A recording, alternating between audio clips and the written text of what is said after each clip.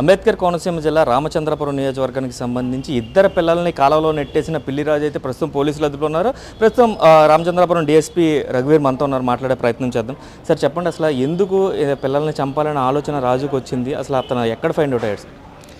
అతను అప్పుల బాధలో ఉన్నట్టుగా మాకు తెలిసింది. సుమారుగా ఊర్లో వాళ్ళు చెప్పిన దాని ప్రకారం 2 కోట్ల అప్పుల బాధలో అతను ఉండి ఇంకా వేరే ప్రత్యామ్నాయం లేక ఆత్మహత్య చేసుకుందామన్న ఆలోచనలో ఉండి ఈ ఘటన చేసినట్టుగా మాకు దృష్టిలోకి వచ్చిందండి. సార్ అసలు ఎప్పుడు అంటే తన ఒక పక్క ప్లాన్ ప్రకారం అంటే ఎగ్జామ్ అయ్యేది లేదా హాఫ్ డే స్కూల్స్ అయ్యేది 1:30కి, కానీ అతను 11కే పిల్లల్ని తీసుకొచ్చే మార్గ మధ్యలో కూడా వాళ్ళకి స్నాక్స్ అవి కొనిచ్చాడని కూడా వాళ్ళు చెప్తున్నారు. కానీ అంత నిర్దాక్ష్యంగా ఎలా గెంటేసాడు? అసలు తను ఏం డిసైడ్ అయ్యాడు అనుకున్నారు? మా దృష్టిలోకి వచ్చిన దాని ప్రకారం 12:20కి తను స్కూల్ నుంచి తీసుకొచ్చాడండి, భాషన్ స్కూల్ నుంచి. అతనికి వాళ్ళ భార్య చెప్పిన దాని ప్రకారం ముందే ఆత్మహత్య చేసుకునే ఆలోచన ఉంది. కాకపోతే ఇది మన దృష్టిలో పెట్టలేదు వాళ్ళ భార్య, వాళ్ళ ఇంట్లో వాళ్ళ మటుకు తెలుసు. ఆ ఆలోచనతో ఈ పిల్లలిద్దరినీ చంపేయడం జరిగిందండి.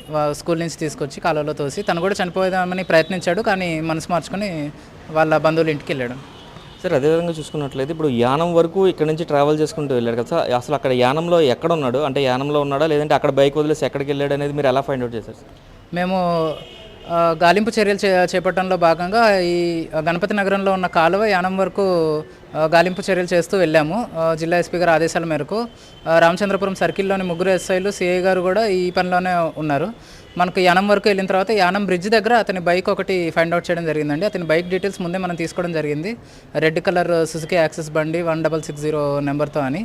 ఆ బైక్ అక్కడ ఫైండ్ అవుట్ చేయడంతో అతను ఇక్కడెక్కడే ఆత్మహత్య చేసుకొని ఉంటాడు అని మనం అనుమానించి ఆ యానం కాలువలో కూడా మొత్తం ముమ్మరంగా గాలింపు చర్యలు చేపట్టినా ఎక్కడ దొరకలేదు. ఈలోపు మనకి మండపేట రూరల్ పోలీస్ స్టేషన్ నుంచి ఇన్ఫర్మేషన్ రావడంతో అతను సరెండర్ అయ్యాడని చెప్పి ఇక్కడికి రావడం జరిగిందండి. సార్ ఇప్పుడు తన ఒక ఫైనాన్సర్, సో తానే ఫైనాన్స్ చేసేటప్పుడు అప్పులు అయ్యే అవకాశం చాలా తక్కువ ఉంటుంది కదా, అంటే ఎవరైనా ఎగ్గొట్టారా? దీనివల్ల అంత అప్పు అవడానికి కారణం ఏమై ఉంటుందని మీ ఎంక్వైరీలో తేలింది సార్? అది ఇంకా ఇన్వెస్టిగేషన్లో తేలాల్సి ఉందండి. ప్రస్తుతం అతను మిస్ అవ్వడంతో ఈ 2 రోజులు కూడా అతను మిస్సింగ్ పర్సన్ ఫైండ్ అవుట్ చేయడంలో మేము ఎఫర్ట్స్ అంతా పెట్టడం జరిగింది, మొత్తం సర్కిల్ పోలీస్ స్టాఫ్ అంతా కూడా. ఇప్పుడు అతను అదుపులోకి రావడంతో ఈ ఫర్దర్ ఇన్వెస్టిగేషన్లో డీటెయిల్స్ ఫైండ్ అవుట్ చేస్తామండి. సార్ గ్రామంలో ఇంకొక టాక్ కూడా నడుస్తుంది, తనకి ఇన్లీగల్ అఫైర్స్ ఉన్నాయి, ఆ డబ్బు అంతా వేరే వాళ్ళు ఎవరికో పెట్టారని కూడా అక్కడ కూడా కుటుంబ సభ్యులు కూడా చర్చించుకున్న పరిస్థితి ఉంది. దాని మీద ఏమైనా మీ నోటీస్కి వచ్చిందా? అది ఇంకా మా నోటీస్కి రాలేదండి. మేము ఎగ్జామిన్ చేసి ఫ్యాక్ట్స్ ఫైండ్ అవుట్ చేస్తాం. మొత్తం ఏ సెక్షన్స్ కింద ఇప్పుడు కేసు నమోదు చేశారు? ఎలాంటి సెక్షన్ ఉండబోతుంది సార్? ఈ ఒక కూతురు కారుణ్యశ్రీ అనే కూతురు 7 ఏళ్ల పాప చనిపోవడం వల్ల 103 సబ్సెక్షన్ 1 వేయడం జరిగింది, బిఎన్ఎస్. ఇది మర్డర్ కేసు ఇది. ఇంకోటి బాబు బతకడం వల్ల అటెంప్ట్ మర్డర్ వేయడం జరిగింది, 109 సబ్సెక్షన్ 1 ఆఫ్ బిఎన్ఎస్ అండి. ఇది కన్విక్షన్ వస్తే కనుక 10 ఏళ్ల పైన శిక్ష ఉండడం జరుగుతుందండి. Thank you sir.